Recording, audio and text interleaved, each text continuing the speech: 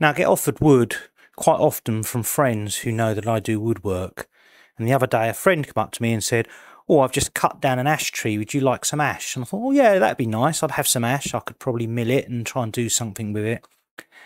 And he turns up with a bag of lumps of ash. It looks like it's the base of a tree that's been cut down a long time and he's taken the root out, and this is, I guess, a bit of the bottom of the trunk. It'd be interesting to see if any of this is any good. So I have a project that I need a little bit of hardwood for. So I thought, well, let's mill this up now and see if any of this wood is actually salvageable or not. So I'm going to start with a little bit of freehand milling, just to get it to a point where I can put a reasonably straight edge to the fence. My son's come home for the summer from uni, and he's brought all of his gear home because he's moving into a different flat when he gets back.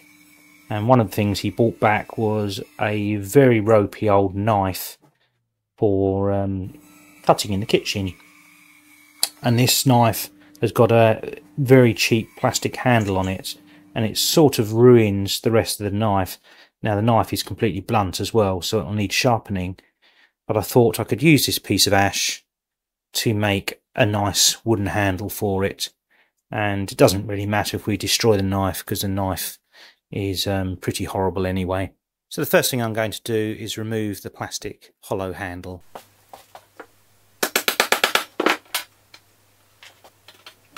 Now I'm going to start by trimming this edge, just because I get a better finish on the table saw than I do the bandsaw, and it also makes sure that it's square to the base.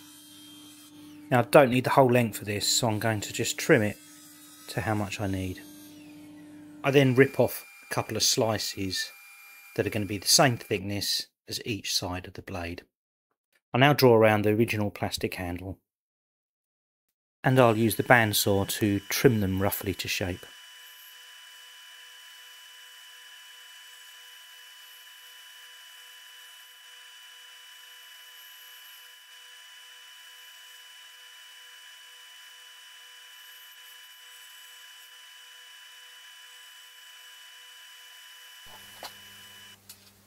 So this will be the rough shape. It's not really working to any grand plan here, I'm making it up as I go along really. Now originally this knife was connected with rivets along here, which is quite a traditional way of connecting a handle to a knife. There's probably a good reason for that, but I'm thinking the easiest way for me to do this is to carve out the outside here to leave this area protruding. This will give me quite a large surface area in which to glue this half to. I'll have all this area here to glue it to, and I'll use some CA glue to glue the wood to the metal on the edges, and then normal PLA to glue the wood to the wood. I'm hoping that if I do that right, I'll have a solid wood handle, and there won't really be, you won't have this knife bit in the middle like this. It'll be hidden, but it'll be more like that. Now that does mean that this piece I'm going to have to make a little bit thinner, but I'll worry about that once I've carved this piece out.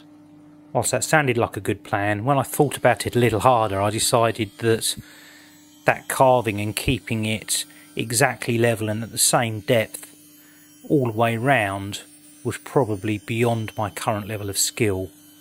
So I've modified the plan slightly. I'm still going to create that shape on the inside of that metal handle, but I'm going to use a wooden shim and glue the wooden shim in, which can then be glued from both sides.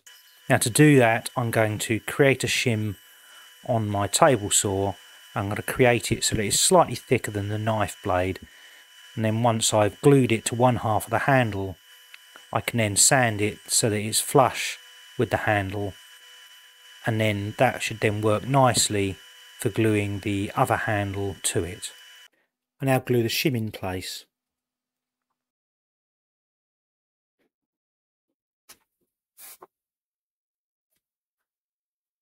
Well, that didn't glue at all. I add some weight and leave it a couple of minutes in the hope that it will actually set. I had used quite a lot of CA glue and it was still quite sticky, so the activator hadn't really done its job. So let's see if this works.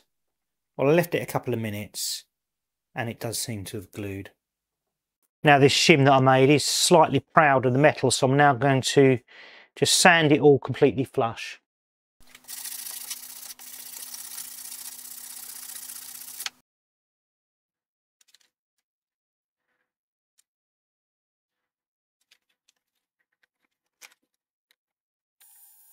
I now need to shape the handle, and I'm going to start with the bench sander. If you're still watching, why not click that thumbs up? Go on, you know you want to. It's already starting to feel quite nice in the hand.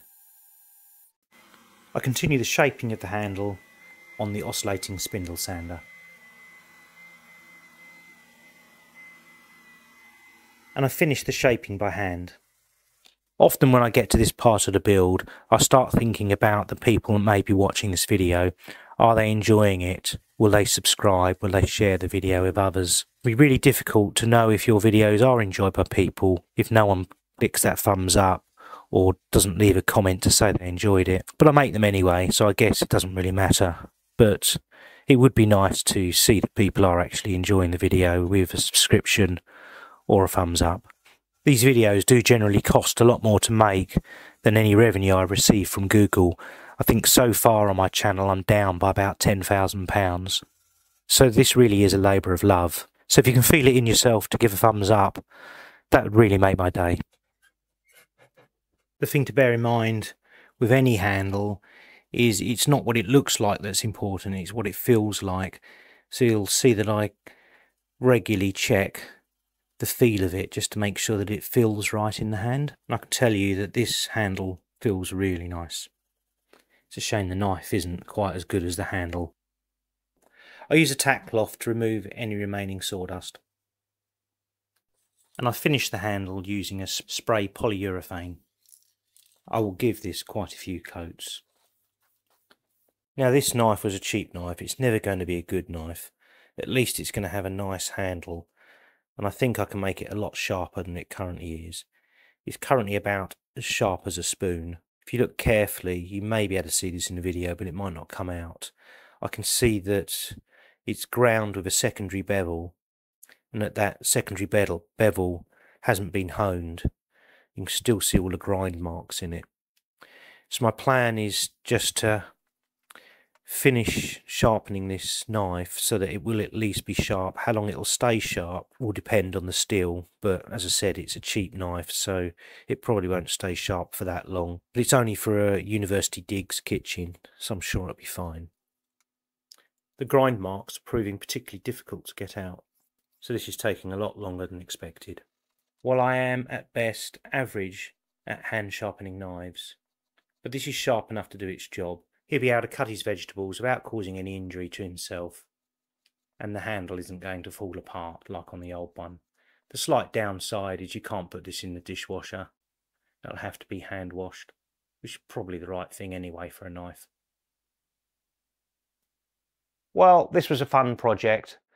This was going in the bin, so now that it's got a nice handle on it and the blade is at least sharp enough to cut vegetables, it's now been resurrected and will last out my son for the remainder of his uni.